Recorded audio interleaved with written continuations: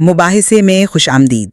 آج ہم چین کی دو قدیم اور بہت گہری فکری روایات طاؤمت اور کنفیوشس مت کی تحریروں میں چھپے ایک بنیادی سوال پر بات کریں گے۔ سوال بہت سادہ ہے لیکن اس کا جواب اتنا ہی پیچیدہ ہے۔ ایک بہترین زندگی اور ایک منظم معاشرے تک پہنچنے کا اصل راستہ کیا ہے؟ کیا یہ فعال اخلاقی جدوجہد، سماجی ذمہ داریوں اور علم کے حصول سے ملتا ہے جیسا کہ کنفیوشس مت ہمیں سکھاتا ہے؟ یا پھر اصل حکمت فطرت کے بہاؤ کے ساتھ خود کو ہم آہنگ کرنے، غیر ضروری کوشش کو چھوڑ دینے اور یوں کہیں کہ عدم مداخلت میں پوشیدہ ہے، جیسا کہ طاؤمت کا راستہ ہے؟ میں آج اس نظریے کی وکالت کروں گی کہ نیکی، اخلاقیات اور سماجی ذمہ داری ہی ایک فلاحی اور مستحکم معاشرے کی اصل بنیاد ہیں۔ اور میں اس کے برعکس یہ دلیل دوں گا کہ حقیقی ہم آہنگی اور سکون بے ساختگی، فطرت کی پیروی اور روایتی علم و اخلاق کی زنجیروں کو توڑنے سے ہی حاصل ہوتا ہے۔ تو میرا موقف کنگ فو زو یعنی کنفیوشس اور ان کے شاگرد مینگ زو مطلب مینشیس کی تعلیمات پر مبنی ہے۔ ان کا ماننا ہے کہ معاشرے میں نظم و ضبط اور فرد کی ذاتی تکمیل کے لیے فعال اخلاقی تربیت اور کوشش یہ دونوں لازمی ہیں۔ کنفیوشس کا ایک بہت مشہور قول ہے کہ نیکی قطبی ستارے کی طرح ہے جو اپنی جگہ پر قائم رہتا ہے اور باقی تمام ستارے اس کے گرد گھومتے ہیں۔ تو اس کا مطلب تو صاف ہے کہ ایک مضبوط اخلاقی قیادت ہی معاشرے کو استحکام دیتی ہے۔ اسی طرح مینشیس نے کہا کہ حکمرانوں کی سب سے پہلی ذمہ داری اپنے عوام کی بھلائی ہے اور انہیں ذاتی فائدے پر نیکی کو ترجیح دینی چاہیے۔ تو بات یہ ہے کہ ایک اچھا معاشرہ خود بخود نہیں بنتا، اسے شعوری کوشش سے بنانا پڑتا ہے۔ میں سمجھتا ہوں کہ یہ نظریہ بہت پرکشش ہے، لیکن طاؤمت اسی صورتحال کو بالکل مختلف زاویے سے دیکھتا ہے۔ میرا نقطہ نظر لاؤ زو، چوانگ زو اور لیا زو جیسے دانشوروں کی تعلیمات پر مبنی ہے، جو سکھاتے ہیں کہ حقیقی راستہ وو وے میں پایا جاتا ہے۔ دیکھیے، وو وے کا اکثر غلط ترجمہ غیر عملی کیا جاتا ہے، جس سے کاہلی کا تصور ابھرتا ہے، لیکن اس کا اصل مطلب ہے بے محنت عمل یا فطرت کے بہاؤ کے ساتھ چلنا۔ تاؤ تے چنگ ہمیں کہتی ہے، مقدس بننے کی کوشش چھوڑ دو، عقل مند کہلانے کی خواہش ترک کر دو۔ مطلب یہ اصول ان تمام روایتی خوبیوں کو بے معنی قرار دیتا ہے جن کے پیچھے آپ بھاگ رہی ہیں۔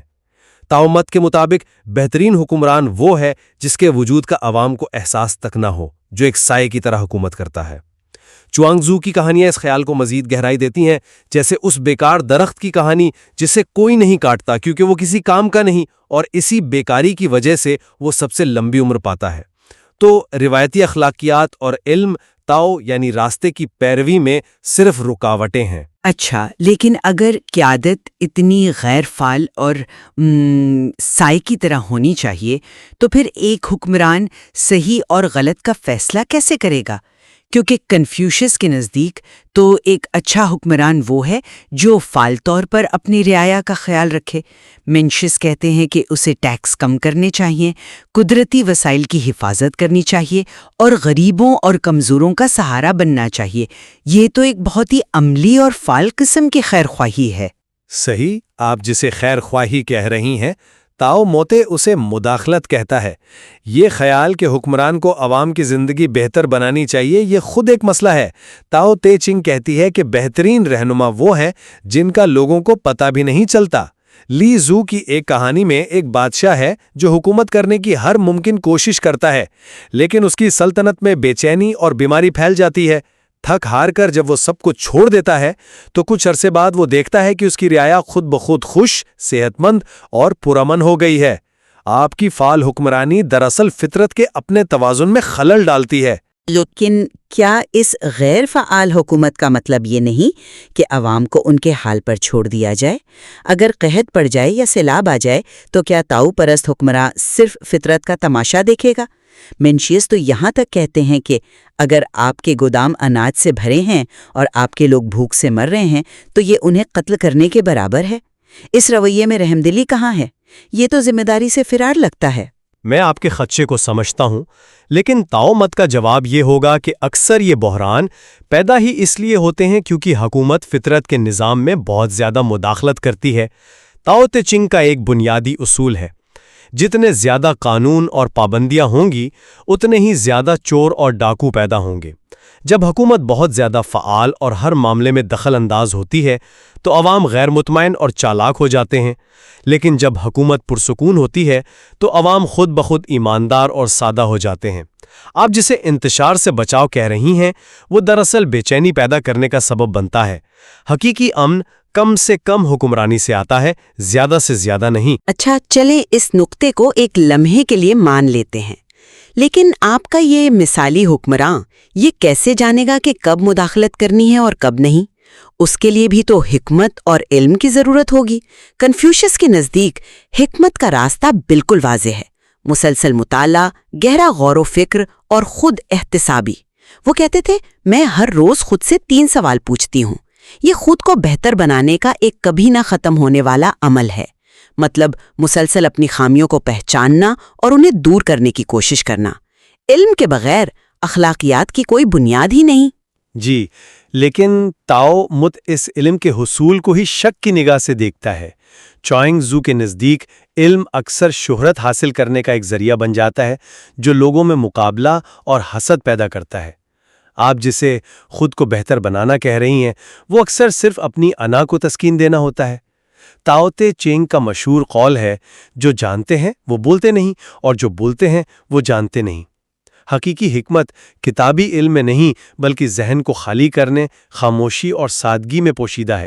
ذہن کو خالی کرنا، یہ سننے میں تو بہت اچھا لگتا ہے، لیکن عملی زندگی میں ایک خالی ذہن کے ساتھ پیچیدہ اخلاقی فیصلے کیسے کیے جا سکتے ہیں؟ کنفیوشس نے 40 سال کی عمر میں جا کر کہا تھا کہ انہیں شکوک و شبہات سے نجات ملی، اور یہ ان کی کئی دہائیوں کی مسلسل سیکھنے کی لگن کا نتیجہ تھا۔ یہ صرف حقائق جمع کرنا نہیں تھا، بلکہ مطالعے کے ذریعے اپنے اخلاقی کردار کو مضبوط بنانا تھا۔ کیا آپ یہ کہہ رہے ہیں کہ یہ ساری کوشش فضول تھی؟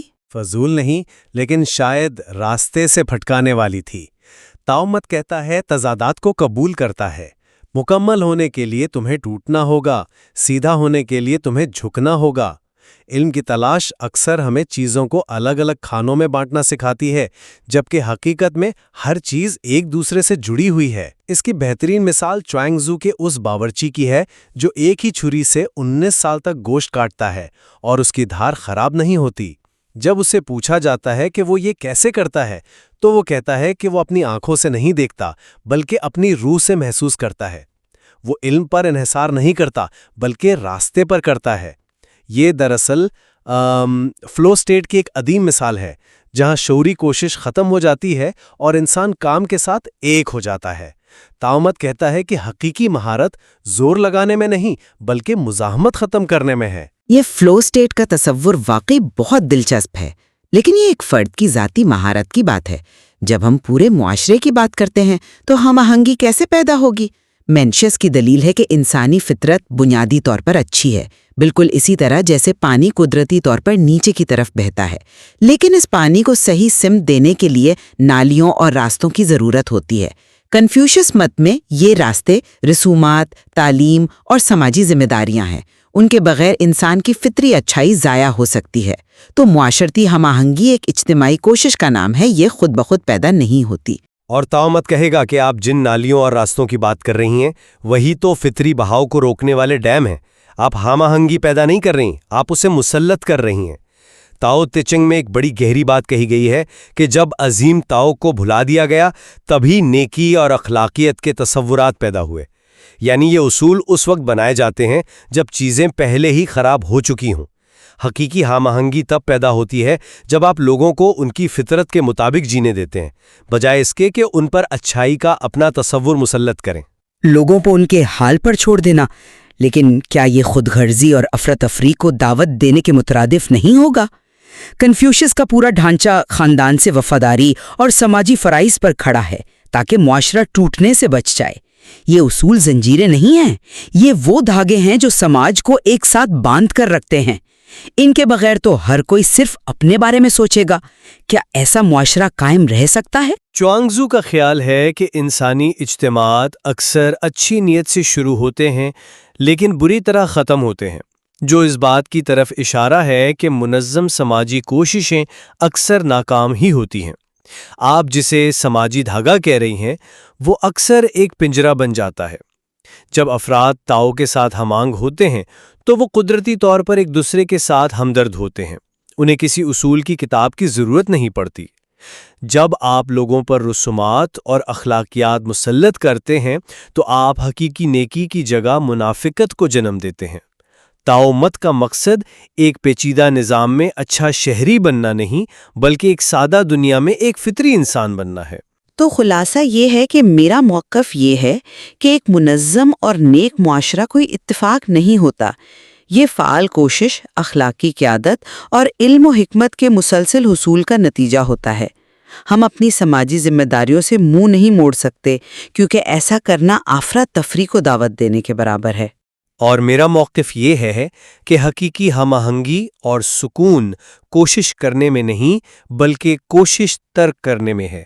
یہ فطرت کو قبول کرنے، اس کے بہاؤ کے ساتھ چلنے اور روایتی حکمت کی حدود سے آگے نکلنے میں پایا جاتا ہے۔ زبردستی کی نیکی حقیقی نیکی نہیں، اور مسلط کیا گیا نظم حقیقی امن نہیں ہے۔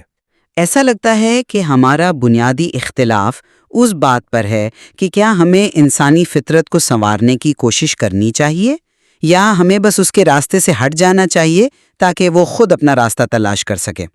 ہم دونوں اس بات پر تو متفق ہیں کہ ان قدیم تحریروں میں گہری حکمت موجود ہے، لیکن اس تک پہنچنے کے راستے بالکل مختلف ہیں۔ بالکل، اور شاید اصل حکمت کسی ایک راستے کو منتخب کرنے میں نہیں بلکہ ان دونوں متضاد نقطۂ نظر کی قدر کو سمجھنے میں ہے۔ اس گفتگو کا مقصد بھی یہی تھا کہ یہ مباحثے آج بھی اتنے ہی اہم اور زندہ ہیں۔ ہم امید کرتے ہیں کہ اس نے آپ کو ان عظیم تحریروں میں مزید گہرائی سے غور کرنے کی ترغیب دی ہوگی۔